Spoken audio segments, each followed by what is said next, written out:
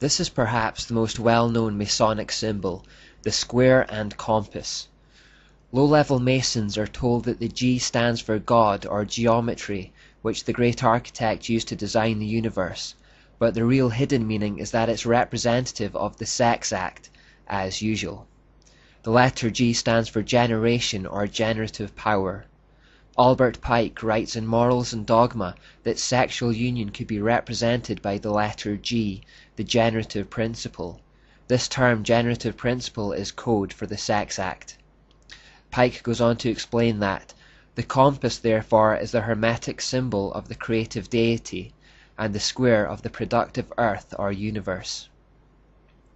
Therefore the Masons look at the compass as a male element and the square as the female element, which interact to produce the G in the middle. The square and compass is also an adaptation of the most wicked symbol of all, the hexagram. Historian John J. Robinson reveals in his book, Born in Blood, The Lost Secrets of Freemasonry, that the Mason's compass is nothing more than the satanic hexagram with some key pieces removed. As Robinson points out, the Mason began with a fully formed hexagram and then simply removed the horizontal bar from each interlocking triangle. The upper triangle was then stylized into a compass, while the bottom triangle was made into a square. Finally, he placed a G in the middle to represent the generative force of the male and female together. In this next example, we see they put a sun god in the middle instead of the G.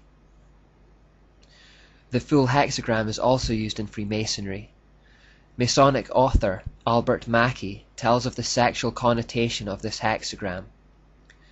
The triangle pointing downward is a female symbol corresponding to the yoni, and the upward pointing triangle is the male, the lingam. When the two triangles are interlaced, it represents the union of the active and passive forces in nature. It represents the male and female elements.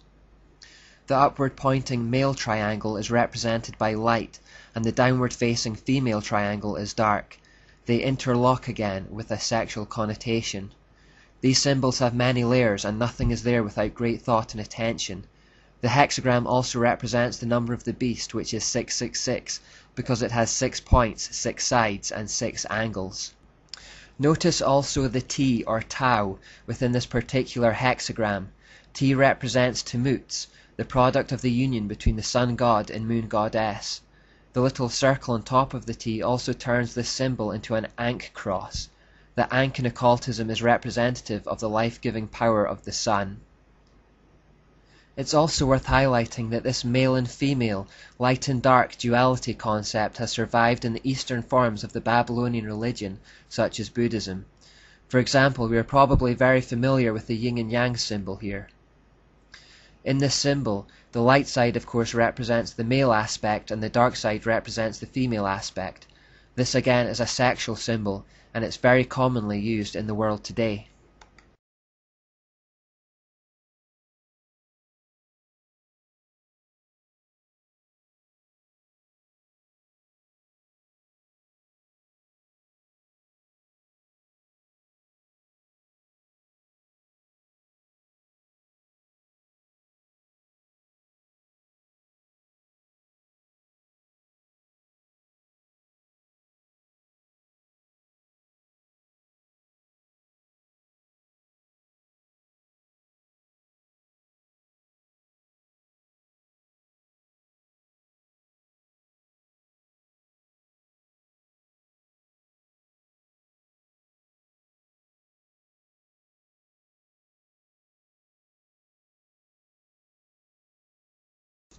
This black and white motif is represented another way in Freemasonry through checked floors. This is a suitable way of hiding its true meaning from the profane. Albert Pike said the black and white pavement symbolizes the good and evil principles of the Egyptian and Persian creed. It is the warfare of Michael and Satan, light and shadow, which is darkness, day and night, freedom and despotism.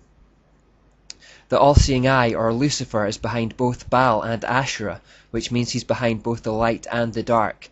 Good and evil, or light and dark, coming from the same source, is a satanic concept. This next photo is a great example of the double meaning of symbols. Look at the floor and you'll see the black and white checks, but you'll also notice a pentagram. An upright pentagram denotes man, Adam and Eve, and this is considered to be the light side. Turn the pentagram upside down, however, and it represents the dark horned goat of Satan, Baphomet. Now look at the photo again. From our viewpoint on this side of the camera, we see the pentagram as upright, which denotes a light organization working for the good of man, and this is how Freemasons portray themselves in public. They like to point out the good they do in the community. From the perspective of the Masons on the other side of the camera, however, and from their side of the floor, they see something quite different in that symbol. From their side, looking towards us, the pentagram is inverted, which is depicting Baphomet and the real dark agenda of the organization. What they see is different to what they present to us to see. Occultists of all types will frequently be seen to be very generous in public.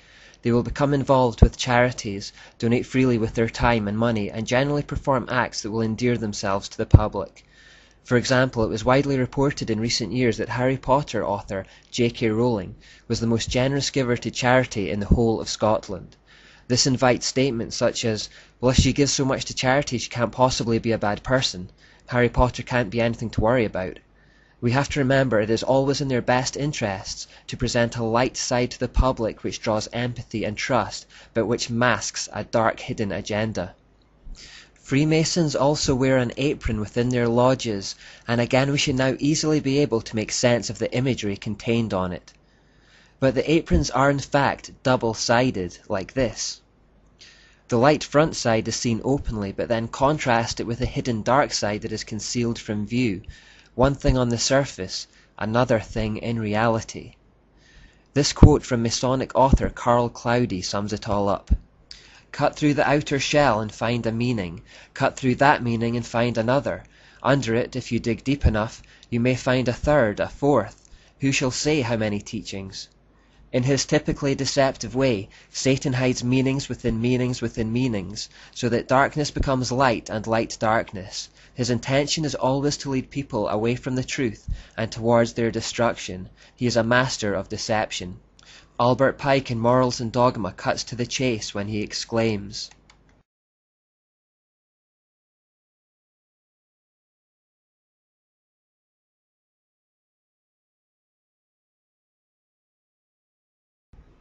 This idea of seeking the light is an interesting one because it sounds vaguely Christian on the surface. When Masons talk about moving towards the light, however, they're talking about moving towards the so-called illuminating knowledge of Lucifer, which is in fact darkness. You may hear politicians using this leitmotif from time to time. Alice A. Bailey, one of the most prominent occultists of the 20th century, wrote in her book, The Externalization of the Hierarchy, "The Masonic fraternity is the home of the mysteries and the seat of the initiation. It is a far more occult organization than can be realized, and is intended to be the training school for the coming advanced occultists." She then goes on to say, "Every Masonic lodge is a temple of religion and its teaching instruction in religion. Masonry is the successor to the mysteries." It can't be made any clearer than that. Alice Bailey, incidentally, was one of the most influential New Agers of the 20th century. Indeed, she invented the term New Age, and wrote over 25 books by channeling from a demonic spirit guide. We'll find out more about her later in the United Nations section, but for now we only need to know that she knows what she's talking about when she talks about occult themes. She then goes on to say, "There is no question, therefore, that the work to be done in familiarizing the general public with the nature of the mysteries is of paramount importance at this time. These mysteries will be restored to outer expression through the medium of the Church and the Masonic fraternity. When the Great One comes with his disciples and initiates, we shall have the restoration of the mysteries and their exoteric presentation as a consequence of the first initiation."